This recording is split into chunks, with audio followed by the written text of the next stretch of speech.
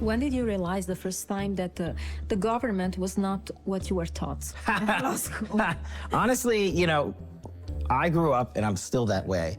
You know, cops, our frontline workers, our firefighters, our military, all of them are the greatest people on earth, and we'll do whatever we can to support them. But I also learned as a public defender that not all of them are incorruptible. Unfortunately, some of them, and a very small number, lie, and some of them break the law. And so as a public defender, I would come into this courtroom and I'd be like, wait a second, this cop just lied on this affidavit. What are you doing? You're a police officer. You know, it was inconceivable to me. And that sort of started the path, the conversation to the level of corruption in Washington, D.C. was not wholly new to me, but I also didn't expect it at that level. But you ended up in the Justice Department. So my boss at the time, her partner, was the head of counterterrorism at the Department of Justice. So I went to my boss and said, give me the worst this office has ever seen. I'll take it all.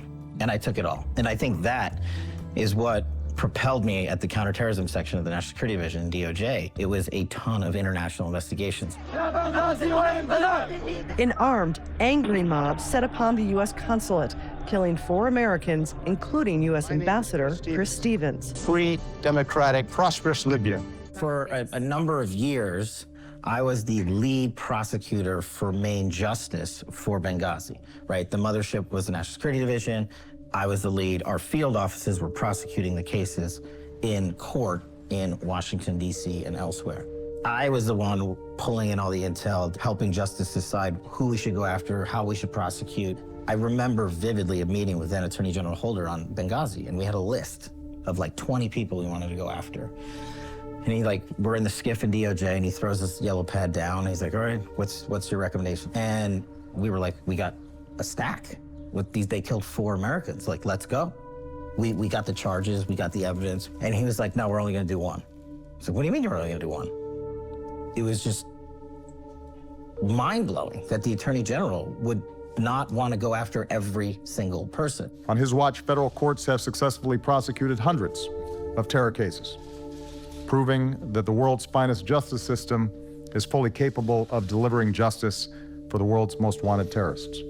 And then you would see, for me, it was the first big window of politicization. Hillary Clinton was getting crushed on Benghazi, and they were looking for political victories, and I was like, dude, I just want to get the bad guys that killed 4 Americans. What do you think was motivating him?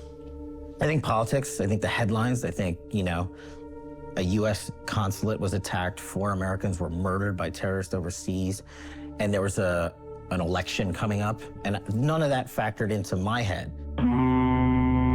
This mysterious Libyan ship and who has its dangerous cargo may be linked to the 9/11 terrorist attacks at the U.S. consulate in Benghazi. According to that initial September 14th report by the Times of London, 400 tons of cargo was on board, some humanitarian, but also the largest consignment of weapons headed for Syria's rebels on the front lines. This is a Libyan ship by the name of Al-Intisar Victory, which is carrying basically weapons that are found in Libya. Now, from the information that is available, there were aid material, but there were also weapons.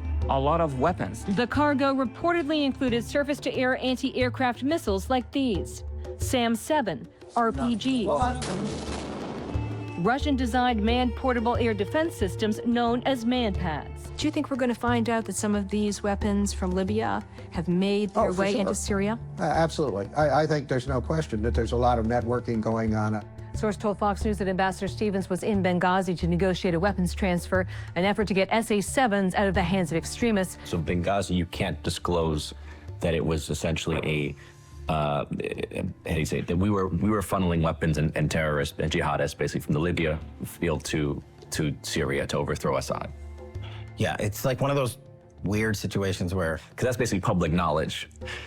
It's public for you guys, but if I say it, it's still different, right? Like, and that's not like a cop-out. This is one of the things I talked to President Trump about. I'm like, one of the major abuses in government is the classification system. So much of government uses it to hide corruption, hide their own illegal activities. And so there are connections, obviously, in Libya to a lot of terrorist organizations. There are a lot of public statements and media about weapons and gun running through Libya. And I think the American people have a right to know what activities the US government was involved with. And me speaking to it, unfortunately, is probably like not a good idea.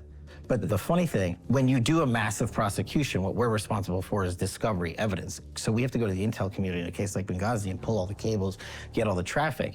Well, that's where we first came across Hillary Clinton's email server. Clinton's private email server appears to have been set up in late 2008 or early 2009, just before she was confirmed as Secretary of State. And she says she then used it for both her private and public emails throughout her 4 years in office. It was not, however, until March of 2013 that we saw the first reports that would eventually reveal she was using this private email for all of her official business. She has said it was just for convenience, and she has dismissed the entire affair as basically a partisan tempest in a teapot. Listen. Let's take a deep breath here. Everything I did was permitted by law and regulation. And I was just like, as a DOJ guy, as a security guy, it's like, you had an email server in your house? And you were sending and receiving classified emails, right? I didn't care about the content. I was just like, what are you doing? If I did that, I'd be in prison. Also, I was like, how did you do that? Because you literally need our tech and our computers and our guys to go in there and install this massive SCIF in your house, which I used to have later in my career at DOD. And I was like, who did that for you? I understand the public's desire to want to know what was in them, but for me, the issue was the fact that she had set it up, had gotten away with it, and then James Comey coming in and basically giving her a get-out-of-jail-free card. He thought he did Hillary a big favor by fixing the case for her, not indicting her. Who doesn't get indicted for destroying 33,000 emails of critical witnesses? You have her lying, you have her destroying emails, you got her people banging up things with hammers, throwing things in rivers. Kind of like the mafia again. Yeah. She used bleach. She used exactly the stuff the mafia uses to destroy evidence. The FBI says Hillary Clinton used a special, very sophisticated tool called BleachBit to wipe her email server very, very clean. You don't use BleachBit for yoga emails or for bridesmaids emails. When you're using BleachBit, it is something you really do not want the world to see. What, like with a cloth or something? Well, no. I don't know how it works digitally at all. It lays out all the reasons she should be prosecuted. Then he says no reasonable prosecutor would prosecute her. Then he doesn't prosecute her, thinking he's done her a big favor, because he wanted probably to be the Attorney General in the next administration. Although there is evidence of potential violations of the statutes regarding the handling of classified information, our judgment is that no reasonable prosecutor would bring such a case. And so for Comey, as the FBI director, to go in there, Comey, the former Deputy Attorney General of the Department of Justice, the guy who used to be a U.S. attorney in the Southern District of New York, who knows how prosecutions work, literally hijacked the system of justice. And at the time, of course, we didn't know this, but he was running Russiagate, right? No one in the public knew that at that time. In late July 2016, Director Comey oversaw the opening of Crossfire Hurricane, the counterintelligence investigation into Trump campaign advisors George Papadopoulos, General Michael Flynn, and Carter Page.